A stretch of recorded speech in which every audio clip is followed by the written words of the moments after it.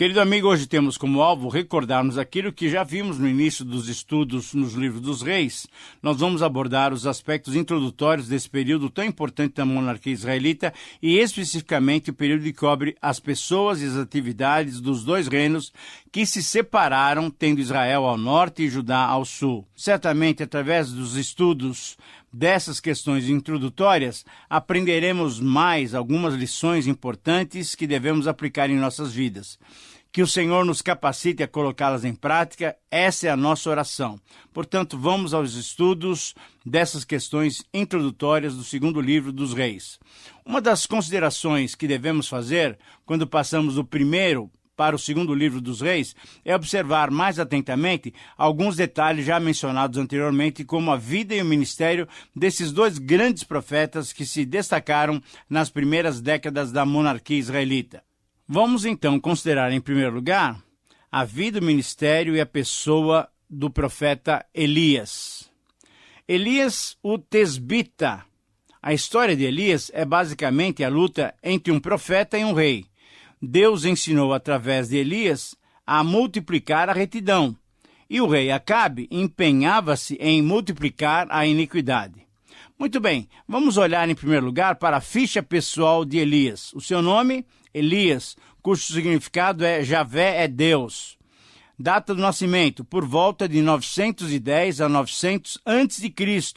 Seus pais são desconhecidos. Ele era natural de Tesbe, uma província de Gileade, ou talvez Tesbe na província de Naftali. A instrução também nós desconhecemos, a Bíblia não menciona nada disso. A ocupação dele era profeta, e a morte dele foi uma morte extraordinária, sobrenatural, envolvida em mistério. Em segundo lugar, com relação a Elias, quais foram os acontecimentos na vida de Elias que marcaram a sua trajetória como um exemplo para nós? Ele orou e predisse a seca. Ele foi alimentado por corvos, ele foi alimentado pela viúva de Sarepta, ele fez reviver o filho dessa viúva, ele teve vários confrontos com o rei Acabe e com a rainha Jezabel, ele enfrentou e derrotou os profetas de Baal, ele orou para que chovesse novamente, ele fugiu para o monte Horebe, ele teve uma experiência pessoal e especial com Deus, ele escolheu Eliseu, o seu substituto. Ele repreendeu Acabe duramente, pediu fogo do céu, foi levado ao céu num carro de fogo. Ele foi comparado com João Batista, conforme lemos em Malaquias 4:1, Mateus 11 e João 1. Ele apareceu na transfiguração, em Mateus 17. Ele foi citado por Paulo na carta aos Romanos, Romanos capítulo 11, e ele foi apresentado lá em Tiago 5,17 como um homem igual a nós, sujeito às mesmas paixões. Algumas características se destacam na vida de Elias. Ele dependeu de Deus em meio às crises, ele aprendeu a lidar com o poder, ele ministrou através de palavras, ministrou também através de ações poderosas. E ele aprendeu sobre as fraquezas pessoais. O tempo em que Elias atuou deve ser destacado também. Em quarto lugar, vamos ver a situação de contexto.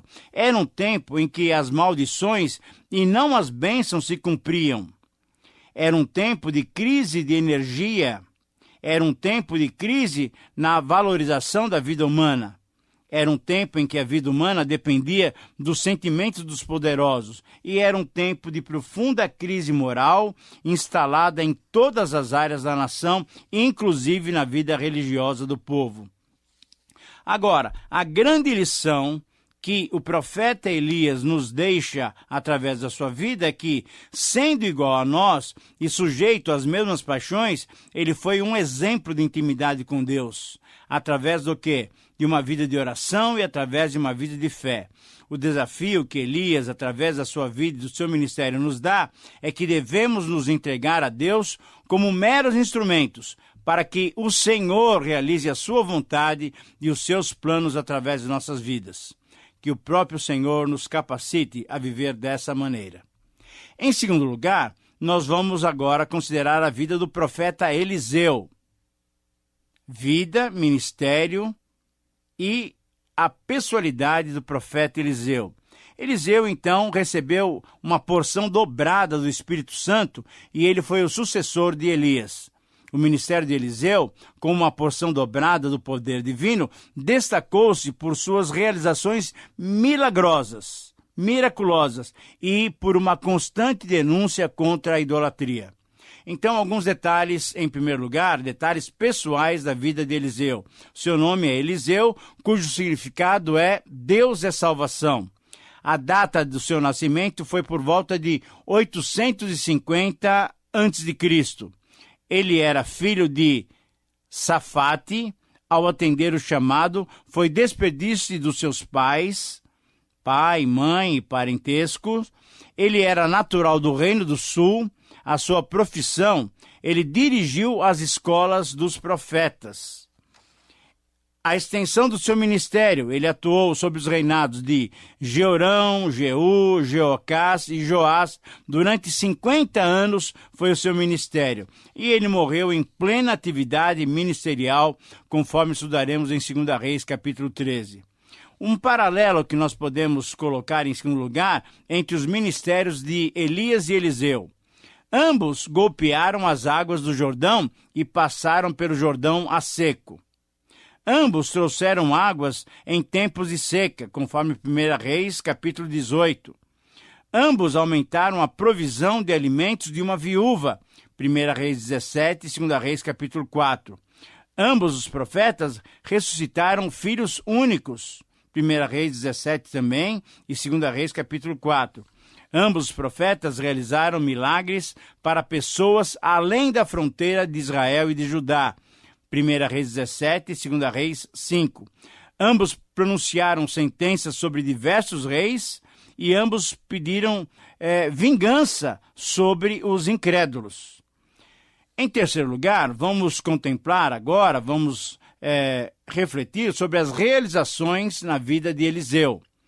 Elias foi o seu antecessor, e ele pediu a Elias uma porção dobrada do Espírito Santo. Eliseu dividiu o Jordão em terras secas, sarou as águas, amaldiçoou os rapazes que zombaram da sua calvície, providenciou água para um exército, ele aumentou o azeite da viúva, ele ressuscitou o filho dessa viúva, ele purificou um alimento nocivo, ele alimentou uma multidão, ele curou o leproso Naamã, ele fez Geazi ficar leproso, ele fez flutuar o ferro de um machado, ele revelou os planos do rei da Síria, ele provocou cegueira nos sírios, ele profetizou alimentação farta para uma cidade que passava fome. Nós vamos ver isso no capítulo 7, isso é, quando os sírios sitiaram Samaria. Eliseu garantiu a sunamita a restauração da sua terra, ele profetizou a exaltação de Hazael, um oficial do rei da Síria, ele ordenou a unção de Jeú como rei, ministrou profeticamente, mesmo em seu leito de morte, mesmo morto. Essa é muito interessante nós observarmos o poder de Deus na vida de Eliseu. Ele mesmo morto, ele foi usado por Deus para a ressurreição de um homem. E agora devemos considerar também o tempo em que Eliseu atuou. Assim como ocorreu com Elias, o tempo de ministério de Eliseu foi um tempo de profunda crise moral instalada em todas as áreas da nação, inclusive na vida religiosa do povo. Era um tempo difícil na história do povo de Deus, pois ocorreram grandes mudanças e muitas revoltas e disputas pelo poder, principalmente no Reino do Norte, onde tivemos 9 dinastias, enquanto no Reino do Sul tivemos apenas uma dinastia, a davídica, interrompida ligeiramente pela rainha Atália, que se apossou do reino. Em terceiro lugar, com relação a esse tempo, foi um tempo de muitas crises internas e externas também. Externamente, houveram muitas guerras contra as nações vizinhas. Foi um tempo também de trevas para o povo de Deus.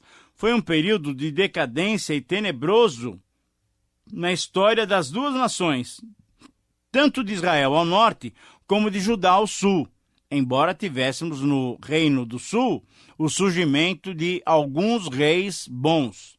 Enfim, esse período mostra-nos o colapso dos dois reinos e, consequentemente, o cativeiro de ambas as nações. Agora, em quinto e último lugar, que lições poderemos aprender da vida de Eliseu? Eliseu, com a sua porção dobrada do Espírito Santo, viveu uma vida triunfante à medida que se relacionava com outras pessoas. Não se tem nenhum registro de que ele tenha se queixado das circunstâncias ou que tenha fugido dos seus inimigos, ou então que houvesse perdido o ânimo. Não, Eliseu não era assim. Eliseu, até no seu leito de morte e em seu túmulo, estava cheio, repleto do poder divino. O segredo da vida de Eliseu, certamente, foi o seu desejo de ter a porção dobrada do Espírito de Deus. Ao desejar isso de todo o seu coração, capacitou-se a viver uma vida ativa na dependência de Deus.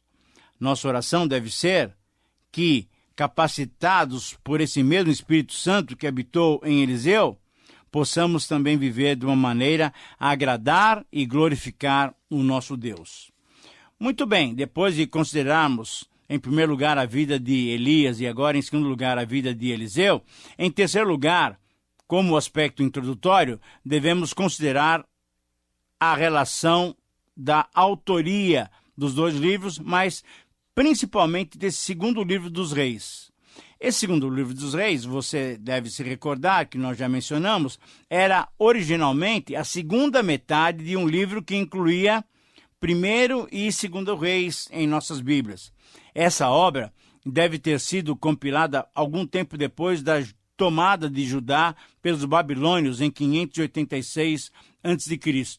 O livro dá a impressão de ser a obra de um só autor, que testemunhou a queda de Jerusalém. Embora a autoria não possa ser determinada com segurança, muitas sugestões têm sido feitas. Alguns têm indicado, por exemplo, Esdras como compilador, enquanto outros apontam para Isaías como editor. Muitos eruditos dizem que o autor de 1ª e 2ª Reis era um profeta desconhecido ou um judeu cativo da Babilônia, que escreveu o livro por volta de 550 a.C. Pelo fato de Joséfo, o grande historiador judeu, atribuir reis aos profetas, muitos abandonaram a pesquisa por um autor específico. Entretanto, a tese mais provável, como nós já mencionamos na introdução à 1ª Reis, é que o profeta Jeremias tenha sido o autor de 1ª e 2ª Reis em nossas Bíblias. A antiga tradição judaica do Talmud declara que Jeremias foi o escritor desses dois livros dos reis. Esse famoso profeta pregou em Jerusalém antes e depois da sua queda, e em 2ª Reis, capítulo 24 e 25, o texto que nós temos nesse livro aparece exatamente em Jeremias 39 e 42. Jeremias talvez tenha escrito todo o texto, menos o conteúdo do último apêndice, 2ª Reis 25, 27 a 30, que foi provavelmente acrescentado, talvez, por Baruque, o seu secretário.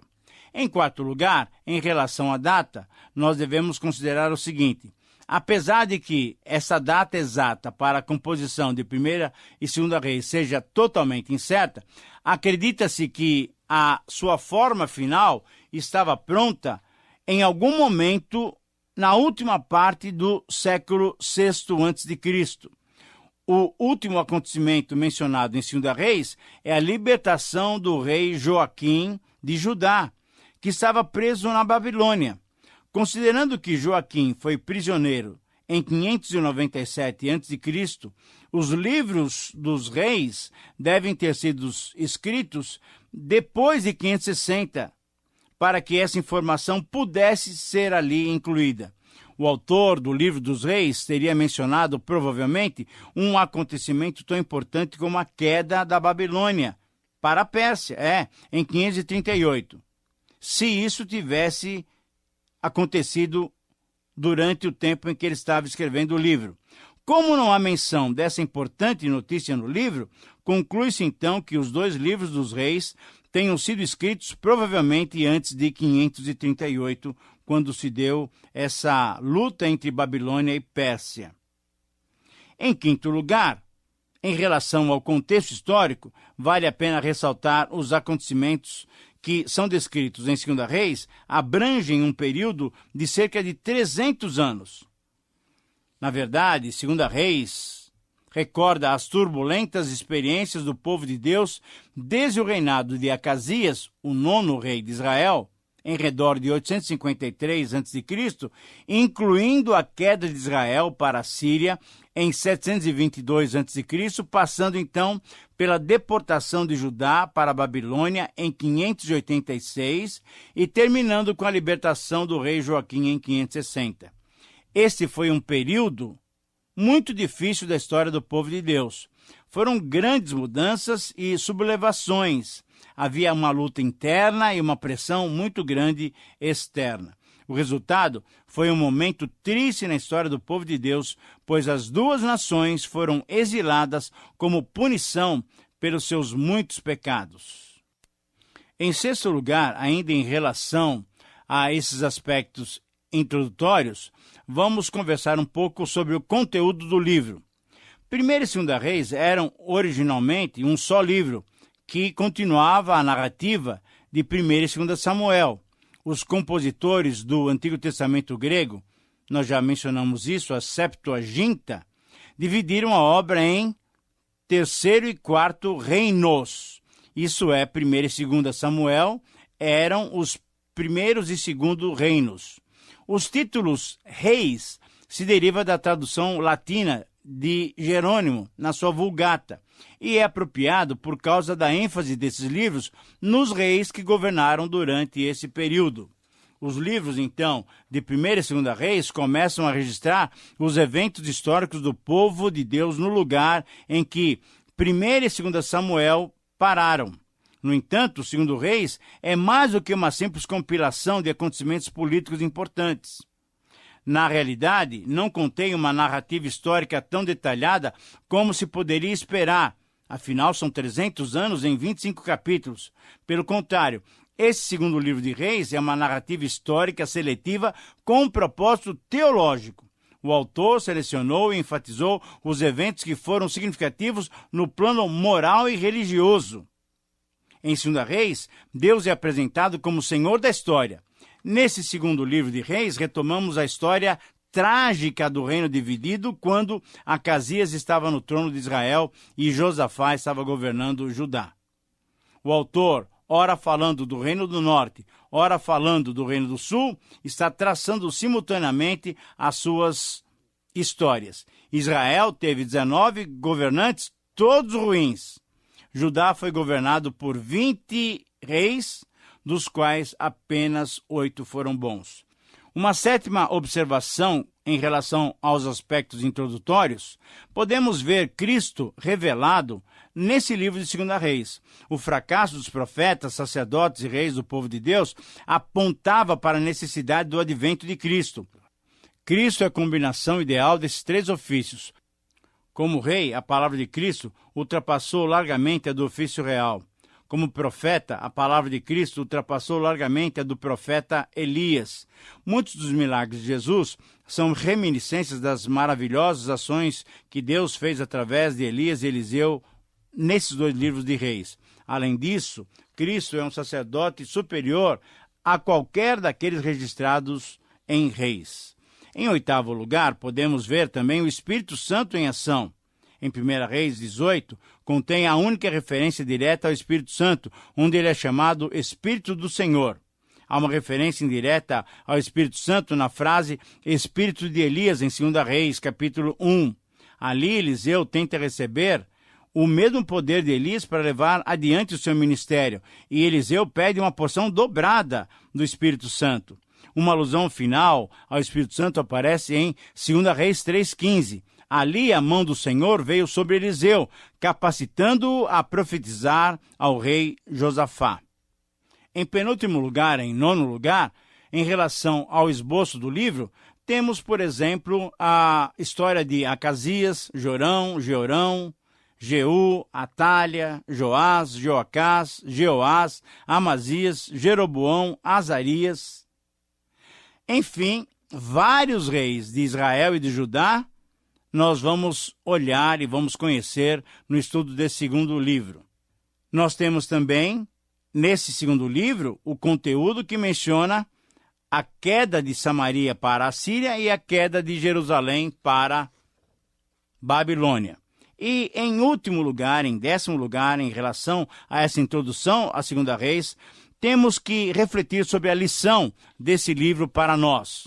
No Reino do Norte, Jeroboão, ao instituir um culto nos moldes praticados pelos cananeus, ao fazer 2 bezerros de ouro e colocá-los nos locais de culto, deu início a um processo de sincretismo que se tornaria crescente até chegar ao ponto máximo com o que o rei Acabe e Jezabel, sua esposa, uma rainha pagã. Eles fizeram adoração explícita ao ídolo Baal.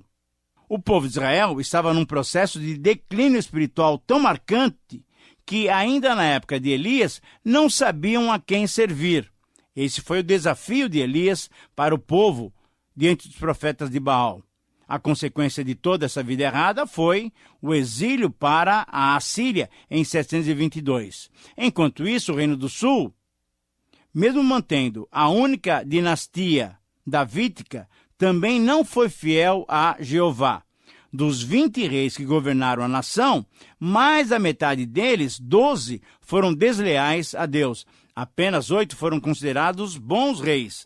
Depois de 136 anos da queda de Samaria, Jerusalém também experimentou a dura disciplina de Yahvé através da Babilônia.